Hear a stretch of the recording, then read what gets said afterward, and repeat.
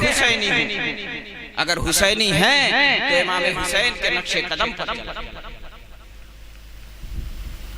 एक मर्तबा का वाकया है, एक शख्स हजरत इमाम अली मकाम रज़ियल्लाहु ताला अन्हु की काशान अक़दस पर आया, आवाज दिया, मैं दरमादा हूँ, कसीरुल अयाल, यानी बच्चे बहुत ज्यादा हैं, उनका खर्च नहीं उठा पा रहा हूँ, बड़ी तंगदस्ती है, और ए अहले बैते नबूवत मेरी कुछ खिदमत कर दीजिए, मेरी मदद कर दीजिए। इमाम अली मकाम रज़ियल्लाहु ताला अन्हु बाहर तशरीफ लाए, उसकी आवाज को लब्बैक कहा, बाहर तशरीफ लाए, और बाहर तशरीफ ला करके उसके चेहरे को देखा। चेहरे का जुग्राफिया पढ़ने के बाद पता चल गया यकीनन ये दरमादा है, यकीनन ये तंगदस्त है, जरूरतमंद है। हज़रत इमाम अली मकाम रज़ियल्लाहु ताला अन्हु के पास उस वक्त कुछ नहीं था जो उसे अता कर दे। आज हमारे घर में खाने को कुछ ना हो, कोई मांगने चले आए तो हम तो कच्चा चबा जाएंगे, मुंह खोल करके दौड़ेंगे, उसे दांत से काट के मार डालेंगे कि एक तो घर में कुछ खाने को ऐसी नहीं है, ये हरामखोर मांगने चले। घर में कुछ नहीं जो गरीब को अता फरमा दे। हजरत इमाम अली मकाम रज़ियल्लाहु ताला अन्हु की सखावत देखिए, आपने उस तंगदस्त से कहा थोड़ी देर बैठो, इंतजार करो, हो सकता है अल्लाह कहीं से भेज दे, फिर तुम्हें अता कर दूंगा। थोड़ी देर बैठा रहा, इतने में हजरत अमीर मुआविया रज़ियल्लाहु ताला अन्हु ने दीनारों के 5 तोड़े आपकी खिदमत में नजराना पेश किया। एक शख्स लेकर के आया और कहा हुजूर, हजरत अमीर मुआविया रज़ियल्लाहु ताला अन्हु ने दीनारों के 5 तोड़े आपको हदिया फरमाया है। इमाम अली मकाम फौरन वो 5 तोड़े लिए और उस तंगदस्त को अता कर दिए, और कह रहे हैं कि सिर्फ चंद तोड़ों के लिए तुम्हें इंतजार करना पड़ा, इसके लिए मैं माजरत चाहता हूँ, अगर इससे ज्यादा मेरे पास होता तो और देता, अगर इससे ज्यादा मेरे पास होता तो और देता। इमाम अली मकाम कसरत से सदका करने वाले और आपके जिंदगी का एक और पहलू, वफ़ालिल खैर जमीआ,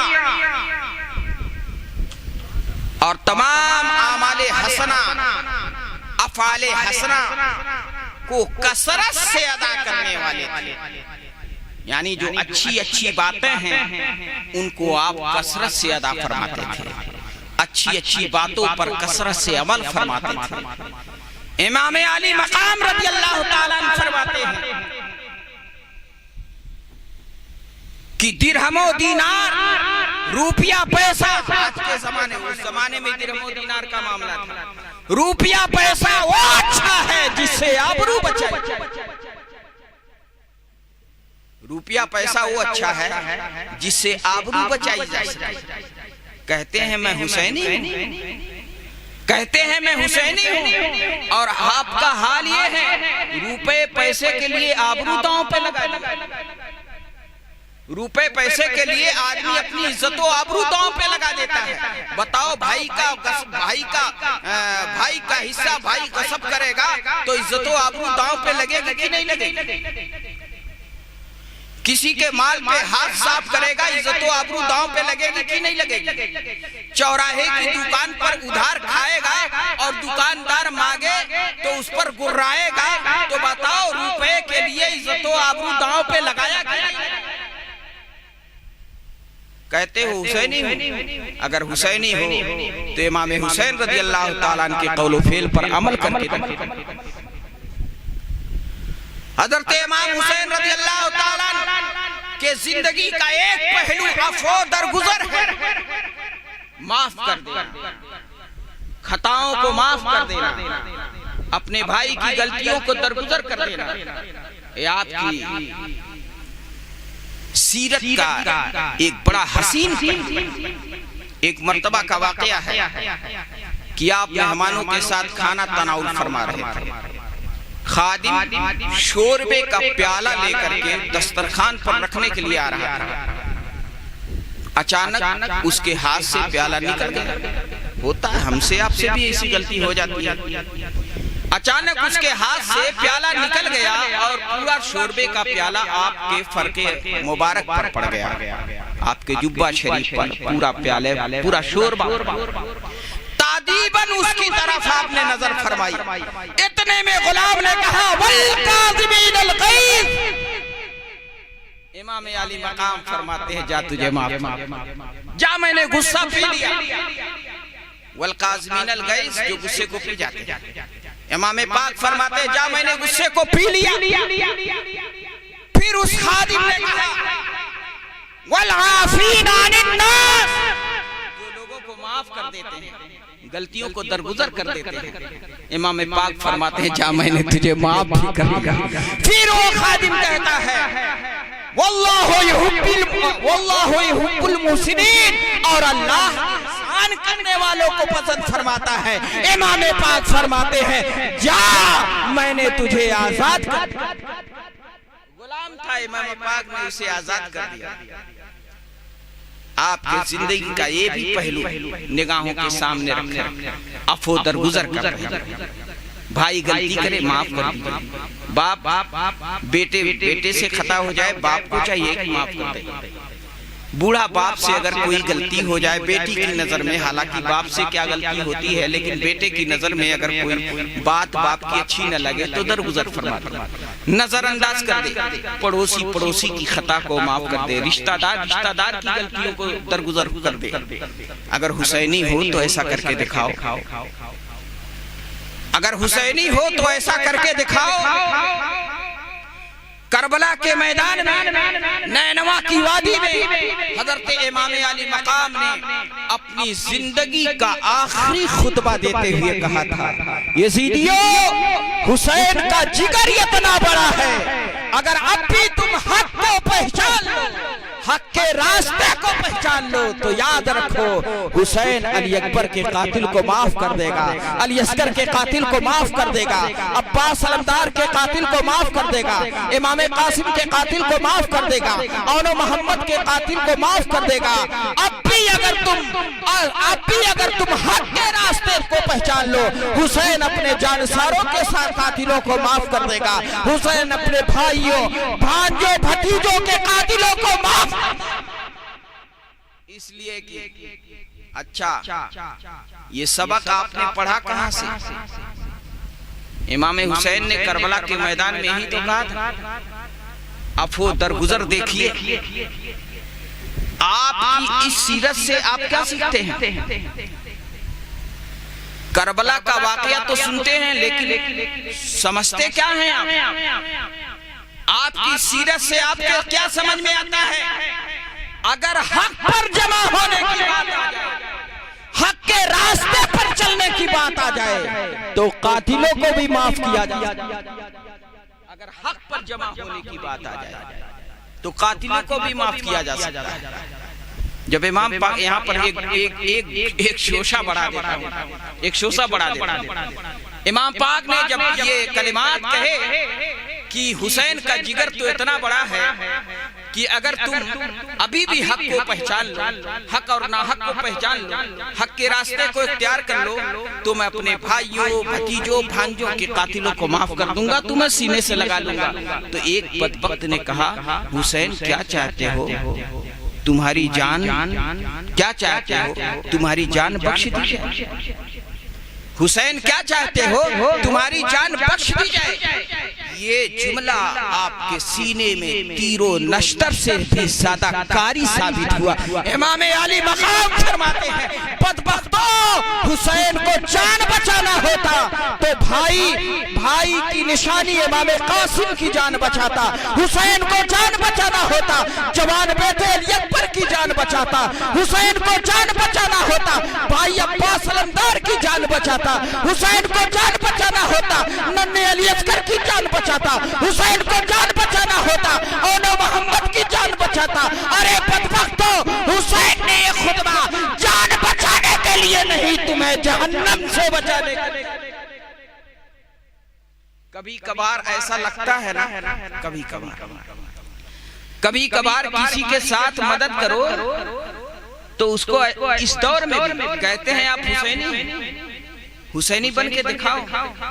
इस दौर में भी अगर किसी के साथ मदद करो तो समझता है कि इसका कुछ मकसद होगा जो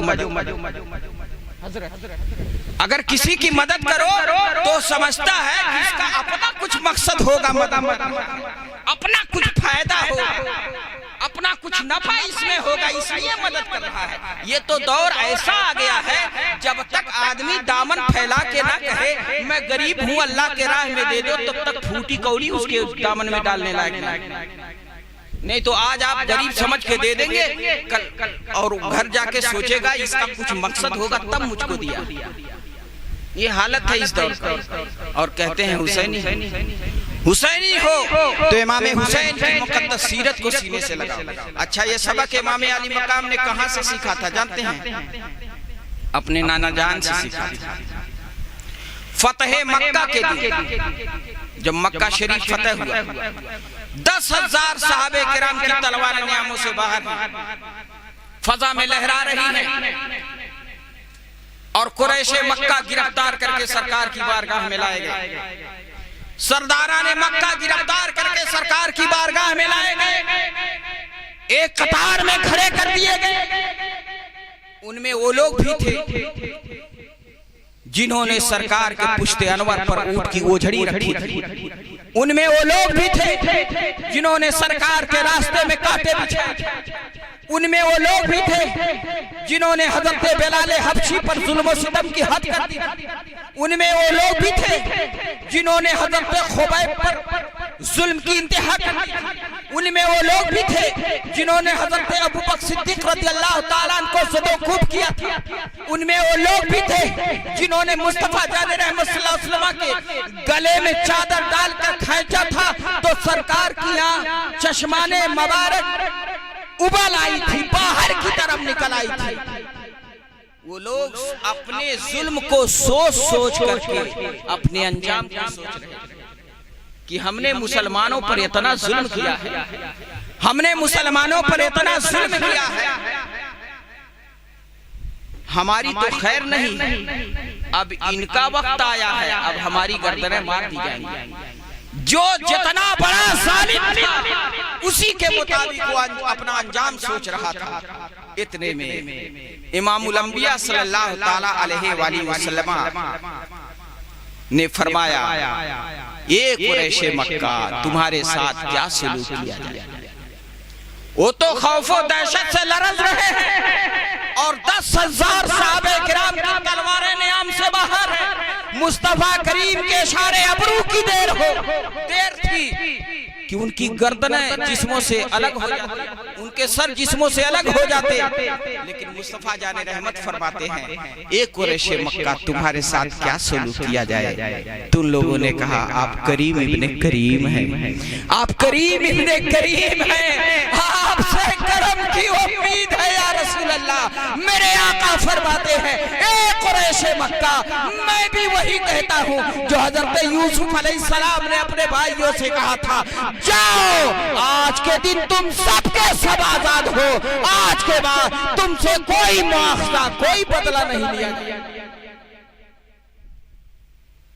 यही वो मुस्तफा जान रहमत की सीरत है जिसकी एक झलक करबला के मैदान में इमाम अली मकाम अपने आप को हुसैनी कहने वालों, इमाम हुसैन से अपनी मोहब्बत का दावा करने वालों, इमाम हुसैन की सीरत पढ़ो और उनकी सीरत पढ़ करके उस पर अमल करो और फिर कहो कि मैं इमाम हुसैन से मोहब्बत करता हूँ। इमाम हुसैन से मोहब्बत करने का जो जज्बा आपके सीने में है, उसको अमल के मैदान में लेकर आने की जरूरत है। जब आप अमल के मैदान में आएंगे तब कामयाबी आपको होगी। एक बात और ये बताइए, एक बात 1:45 बज गया, मैंने एक सिर्फ एक टुकड़ा, कानल हुसैन कसीर सलात वस्सौम वल हज वस्सदक़त व फालिल खैर जमी। मैंने ये ना तो हदीस है ना कुरान की आयत है, एक मुअर्रिख ने इसे लिखा है। याद रखिए, कहिए ना कहिएगा कि ये हदीस है या कुरान, एक मुअर्रिख ने लिखा है, इसको ध्यान दीजिएगा। तो बस इसी पे मैंने अपनी तकरीर को समेटा है। अभी इसमें बहुत सी गुंजाइश है, मैं तकरीबन 1.5 घंटे इसी पे तकरीर करता हूँ, लेकिन यहाँ गुफ्तगू को समेट के आपके सामने रखने। एक बात आप बताएं, हजरत इमाम अली मकाम रज़ियल्लाहु ताला अन्हु यजीद के हाथ पर बैत क्यों नहीं किया? कर लेते, झूठी मूठी बैत कर लेते, बाद में तोड़ देते, कोई मसला नहीं था। बैत कर लेते और जब उसकी गिरफ्त से निकल जाते बैत तोड़ देते। आपने बैत क्यों नहीं किया? यजीद के अंदर क्या खराबी थी आपने बैत नहीं किया? क्या कमी थी यजीद की कि आपने यजीद के हाथों पर बैत नहीं किया? जानते हैं क्या कमी थी? यजीद शराबी था, यजीद शराबी था, यजीद जुआरी था, यजीद बदकार था, यजीद फासिक था, यजीद बेनमाजी था, तारिकुस सलात था, मनहियात शरिया का अलल ऐलान, मनहियात शरिया को नजरअंदाज, मनहियात शरिया पर अमल करने वाला, यानी जिन बातों को शरीयत ने मना किया है उन बातों को इख्तियार किया। इसलिए इमाम पाक ने यजीद के हाथ पर हाथ नहीं दिया, बैत नहीं किया, अपना सारा खानदान करबला के मैदान में कटवा दिया, सिर्फ इसलिए।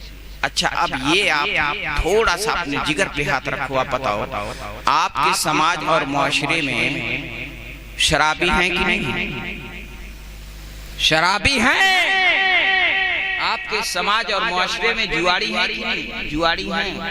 बदकार हैं कि नहीं है?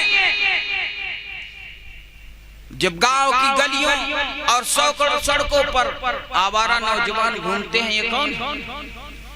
बदकार है कि नहीं है? बदकार भी है, फासिक है, फाजिर है। जिन गुनाहों की, जिन बदकारियों की बुनियाद पर इमाम अली मकाम ने यजीद के हाथों पर बैत नहीं की, वो सारी बदकारियां, वो सारे गुनाह हमारे समाज और माशरे में हैं। वो सारे गुनाह हमारे समाज और माशरे में हैं। अब बताओ, आप यजीदी अपने आप को समझते हो कि हुसैनी समझते हो? अगर आप अपने आप को हुसैनी समझते हो तो यजीदियत से दूर होना पड़ेगा। यजीद जिन बातों पर अमल पैरा था, जिन गुनाहों को करता था, जिन गुनाहों, बदकारियों, बेहयाइयों की बुनियाद पर इमाम पाक ने यजीद के हाथ पर बैत नहीं की थी, अगर वो बेहयाइयां और बदकारियां हमारे समाज और मुआशरे में पाई जा रही हैं, तो इसके अलावा आप क्या कह सकते हैं? यजीद मिट गया, लेकिन यजीदियत, अगरचे यजीद हमारे दरमियान नहीं, लेकिन यजीदियत है कि नहीं है? अखबार पढ़िए, फेसबुक देखिए, व्हाट्सएप की दुनिया में जाइए, सोशल मीडिया की खबरें पढ़िए, तो समझ में आएगा कहीं बाप बेटी से मुंह काला कर रहा है, कहीं भाई बाप बेटी से मुंह काला कर रहा है, कहीं भाई बहन से मुंह काला कर रहा है, कहीं चचा भतीजी से मुंह काला कर रहा है। बताओ, यही गुनाह तो यजीदी दौर में था, जिसकी बुनियाद पर इमाम पाक ने यजीद के हाथों पर बैत, और वही गुनाह आज हमारे समाज और मुआशरे में है, और हम कहते हैं हुसैनी है। कैसे आप हुसैनी होने का दावा करते हैं? यजीद मर गया, लेकिन यजीदियत छोड़ गया, यजीदियत बाकी है। हुसैनी बनने वालों, इमाम हुसैन की मोहब्बत का दावा करने वालों, इमाम हुसैन से अकीदत करने वालों, यजीद मिट गया, यजीदियत को भी मिटा। ना यजीद रहे ना यजीद, तब कहो मैं हुसैनी हूं, तब कहो मैं हुसैनी हूं। मैं इमाम हुसैन से मोहब्बत करता हूं, वरना इसे जबान से कहने से कोई मतलब नहीं होगा। मोरिक लिखता है कानल हुसैन कसीर स्वलात वस्सौम वलहज्ज वसदक़ती वफ़ालिल खैरी जमिया। इमाम हुसैन बड़े नमाज़ी, बड़े रोजादार, बहुत हज करने वाले, कसरत से सदका देने वाले, कसरत से अफ़ाले हसना पर अमल करने वाले। तो हमारे लिए जरूरी है प्रोग्राम आपको कामयाबी का नाम उसी वक्त दिया जा सकता है जब मुकर्रिरीन खुतबा तकरीर करें। अगर उसमें से किसी बात पर आप मजमा में से चंद लोग अमल कर लें तो समझ लीजिए प्रोग्राम कामयाब है। अल्लाह की बारगाह में दुआ है, रब्बे कदीर बतुफैले बशीरुन नज़ीर, हम सबको अमल सालेह की तौफीक अता फरमाए। बस इतना वक्त 1 बजने में मैं छोड़ रहा हूँ कि उतने में सलाम हो जाए और दुआ खानी भी हो जाए। अब सलाम पढ़ाने वाले साहब इतना लंबा सलाम ना पढ़ाएंगे, इसलिए कि मैं बड़ा कीमती वक्त दे रहा हूँ।